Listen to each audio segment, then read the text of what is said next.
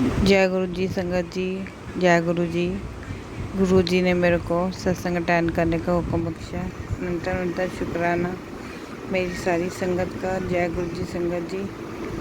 आप सब गुरु जी ने आप सब पर अपनी ब्लेसिंग बनाई हुई है, तो सारी संगत को जय गुरु जी। अब छोटा सा सत्संग अंकल अटेंड करेंगे। जय गुरु जी संगत जी। कैसे हैं आप सब? तो देखिए संगत जी, एक गुरु जी के बारे में एक सत्संग सुना रहा हूँ कि एक बार गुरु जी जब देहरादून के जंगल में तपस्या पर बैठे हुए थे, तो वहाँ एक संगत गई, प्रसाद रूप में 5 फल लेके गई और 2 फल वो वापस लेके वहाँ से चल दिए। तो इसके बाद जो है संगत जी, जब वो गुरु जी के दरबार में हाज़िरी लगाने आए तो वहाँ वो कहते हैं कि गुरु जी, मैं तो पहली बार आपसे मिलने आया। तो महाराज ने ये बात कहा कि तू पहली बार नहीं आया है, ये हम दूसरी बार मिल रहे हैं। देहरादून के जंगल में एक महापुरुष तपस्या में बैठे थे, तो वहाँ पर तुमने 5 चढ़ाए और 2 फल वापस ले लिए, तो वो कौन था? वो मैं ही तो था। तो ऐसा करके इमीडिएटली उसे वो बात याद आ गई। तो गुरुजी ऐसे महाराज हैं, ये ऐसा मंदिर है, शिव मंदिर है कि गुरुजी के मुंह से निकला हुआ एक एक वाक जो है वो पत्थर की लकीर है। और उस अंकल को फ़ौरन याद आ गया। तो वो कह रहा है कि आपकी आंखें बंद थी, तो वो कह रहा है कि मेरी तीसरी आंख तो खुली थी। जय गुरु जी। जय गुरु जी संगत जी। जय गुरु जी। एक और सत्संग अटेंड करने जा रही हूँ।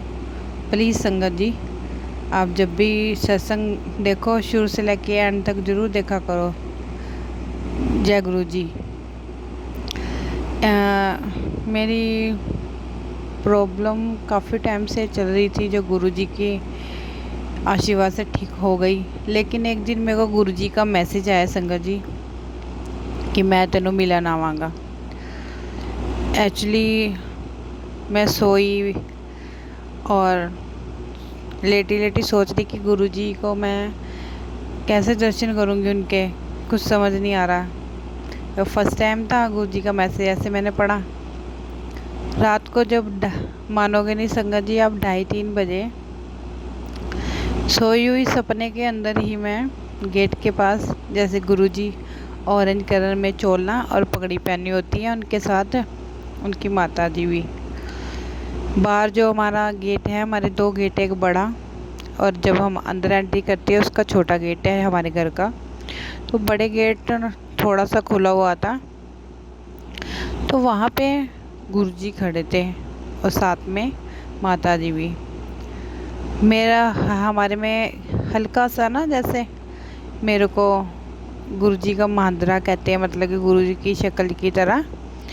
तो दिखा तो मैं एकदम से सपने के अंदर ही डर गई देख के कि कोई आ गया हमारे घर में, ऐसे कह के।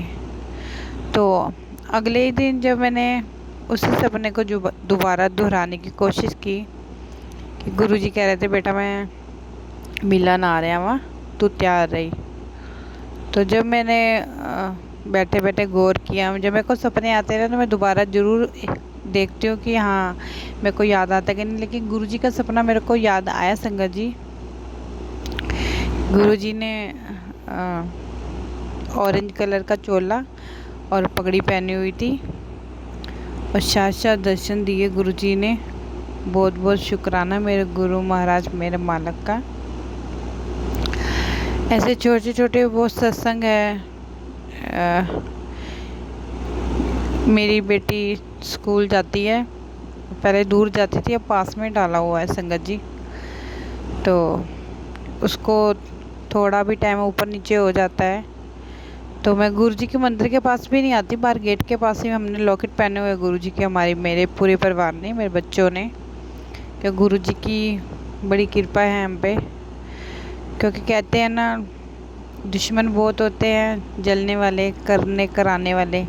तो गुरुजी के लॉकेट पहनने से हमें बहुत सुरक्षा फील होती है, तो मैंने अपने बच्चों के सब पे डाल रखा। तो बाहर गेट पे खड़ी हुई, बस गुरुजी की अरदास की, गुरुजी बेटी अभी आई नहीं है, काफ़ी टाइम हो गया है, आ जाए। अभी मुंह से बस पूरा ही किया था और वो गेट के पास आ गई। गेट के पास आ गई संगत जी। मैंने गुरुजी का बहुत बहुत शुक्राना किया। जय गुरुजी, शुक्राना गुरुजी, जय गुरुजी। संगत जी, मैं अपनी दादी बीती सत्संग आपके साथ अटेंड करूँगी। मेरी दादी की उम्र 95 थी, अब है नहीं वो। तो जब वो 80 के हुए थे तो दुकान पे, शॉप पे दूध लेने गए थे वो। तो उन्होंने बोला कि चल बेटा, आज मैं ला देती हूँ दूध तेरे को, तो तू बैठ जा। मैं कहा ठीक है। तो वो दूध लेने गए थे शॉप पे। तो रास्ते पे उनको कोई आया था, उनको ठोकर लगी और वो नीचे गिर गए। और उनकी नीचे गिरने से उनकी जो हड्डी थी ना, वो डैमेज हो गई, टूट गई। तो वहाँ के कुछ लोग थे जो उनके घर में उनको जानते थे, तो उनको घर से बुला के लाए और वो अपने हम अपनी दादी जी को उठा के लेकर आए। तो संगत जी, जब एक्सरा करवाने गए तब तो ऐसे ही लग रहा था कि टूट चुकी है। जब एक्सरा कराने गए, गुरुजी के आगे बैठे बैठे अंदर ही अरदास लगा रहे थे कि गुरुजी प्लीज़ कुछ आए ना, सब बढ़िया हो। आपकी वैसे कृपा दृष्टि हमारे पूरे घर पे बनी हुई है और बनी रहे संगत जी। और उस टाइम पे गुरुजी ने, कहते हैं ना, हाँ 10% तो कटना ही पैंदा है। तो जो बहुत ज़्यादा था, मतलब कि फ्रैक्चर तो नहीं आया, थोड़ा सा अंदर मांस वगैरह फट गया, बहुत बड़ी दुविधा से गुरुजी ने निकाला बाहर। तो मेरे दादी ने उस दिन गुरुजी का पहली बार नाम लिया था कि शुक्राना गुरुजी, मेरी पोती आपको मानती है, तो अनंतम शुक्राना। तो संगत जी, मैं जुड़ी तो काफ़ी टाइम से हुई हूँ, तो असली जो कहते ना, असली अपने गुरु को मानना, जानना, पहचानना, वो अब मैं 5 सालों के अंदर पहचानने लगी हूँ। माफ़ करना गुरुजी, मेरे घर में तब फ़ोटो टंगी होती थी स्वरूप आपका, तो मेरे को नहीं पता होता था। तो मैं घर में सबको यही कहती थी, ये टकले भगवान जी को फ़ोटो क्यों लगा रखे। मैं भी नहीं मानती थी संगत जी, मैं भी नहीं मानती थी। तो किसी ने समझाया नहीं, ऐसे सत्संग होता है, सब मंदिर जाते हैं, ऐसे कुछ भी नहीं, बस वहीं पे चुप्पी रह गई। सब मानते थे, काफ़ी टाइम से जुड़े हुए थे गुरुजी के साथ। कहते हैं ना, जब गुरुजी का बुलावा होता है तभी हम गुरुजी के साथ जुड़ सकते हैं, उनके बुलावा के बगैर हम जुड़ भी नहीं सकते। काफ़ी टाइम से गुरुजी से, लॉन्ग टाइम से चल के इन 5 सालों के बीच में पता चला कि हमारे गुरुजी हमारे पाए छोटी छोटी बातों का ध्यान रखते हैं। हमें कोई प्रॉब्लम होती है तो उसमें से निकाल देते हैं।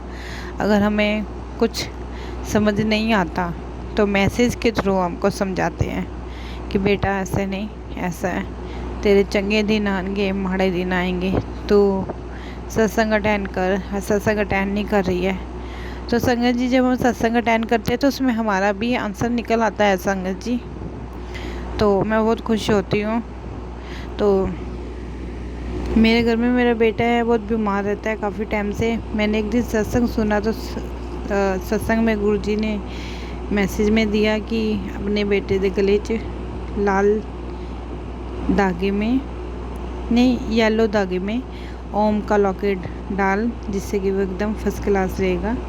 तो मेरे को गुरुजी ने सत्संग के राह मेरे को ये समझाया, तो मैंने अपने बेटे के डाला हुआ है। तो बहुत कृपा है मेरे गुरु महाराज की। गुरु महाराज सब पे अपनी कृपा बनाए रखें। जय गुरु जी, शुक्राना गुरु जी।